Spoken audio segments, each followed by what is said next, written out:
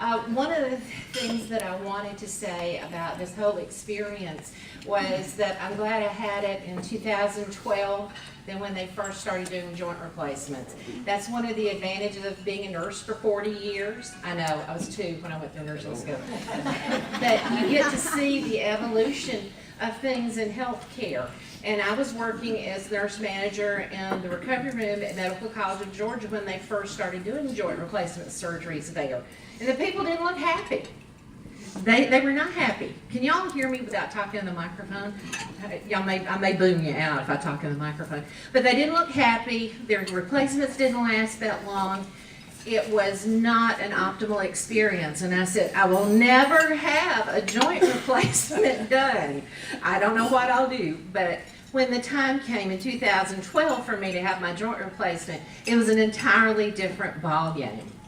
And one of the things that I'm so grateful for, other than the fact, because everybody knows I'm a big, well, most of the people in the room who work for Tanner know that I'm one of your chief fans. You know, I've always been such a big supporter of our college, and I'm such a huge supporter of Tanner because not only do you do such a good job, but you help us teach our students, and that's really important.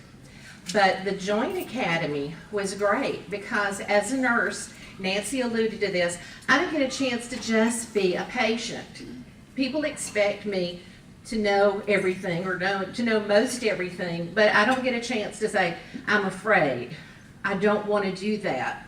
I've never heard of that before, or I've heard of it, but I don't want you to do it to me. So it was very refreshing and very comforting to me to be able to be on the other side of that hospital bed and get to be a patient. So the Joint Academy was great. It maybe not so much teaching me information that I didn't know, but for treating me as the patient that I wanted to be. Our experience was great. I have to laugh because I was telling somebody about when we came in, my sister brought me, and when we walked up to the reception desk, the receptionist said, oh, we've been looking for you. And my sister, who's not a morning person, said, we're not late. And I said, no, they're just saying they're glad to see me. They knew I was coming. It was a good thing. And then they offered her coffee, and I told her I would break her arm if she drank coffee in front of me. So they said, we'll wait till she goes back. And they immediately took me back. So that was very nice. So I didn't have to beat up my sister before my surgery.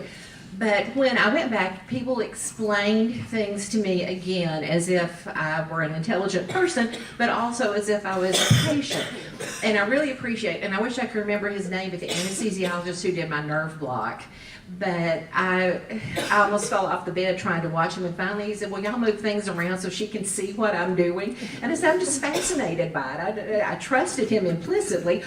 I just wanted to see what he was doing because I didn't know that we could do it. But that's another thing that I don't think that a lot of you, or if you haven't had your surgery yet, I want to find the person who came up with this procedure and kiss him or her right on the lips, because that is the best thing that has ever happened to me as far as joint replacement surgery goes. Because when they came in the next morning and said, we're getting you up, I said, let me hit the button. And I hit the nerve block and I got right up and I walked.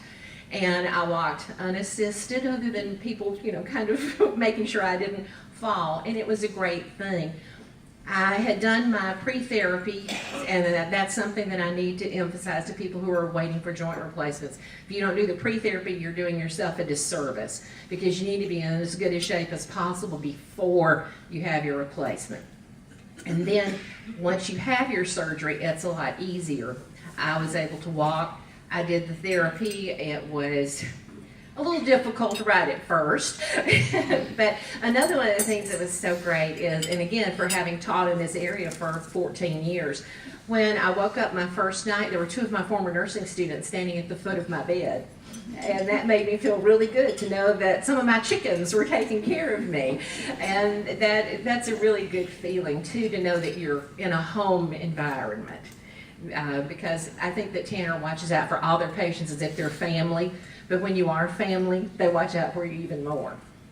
I did my therapy at home. I had to go to the swing bed because the week that I had my surgery, my mother had a heart attack, my sister was admitted in the hospital, and my nephew had a heart attack. There was nobody left at home to help me, so I went to the swing bed unit, and they were wonderful there as well. Went home, did the therapy, everything went great.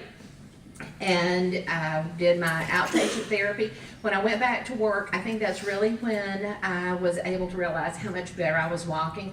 Because the first day I was back, when I started to walk up the stairs, there were about 5 of my nursing students who ran down the halls and said, "Miss Thompson, you can't take the stairs."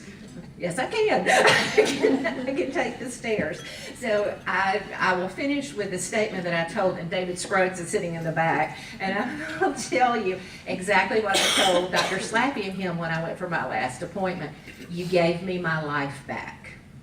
My life is back to where it was beforehand. I'm back to where I was. And for a 61-year-old woman to stand here, I know I'm aging myself, to be able to stand here and tell you I can do everything I ever did beforehand.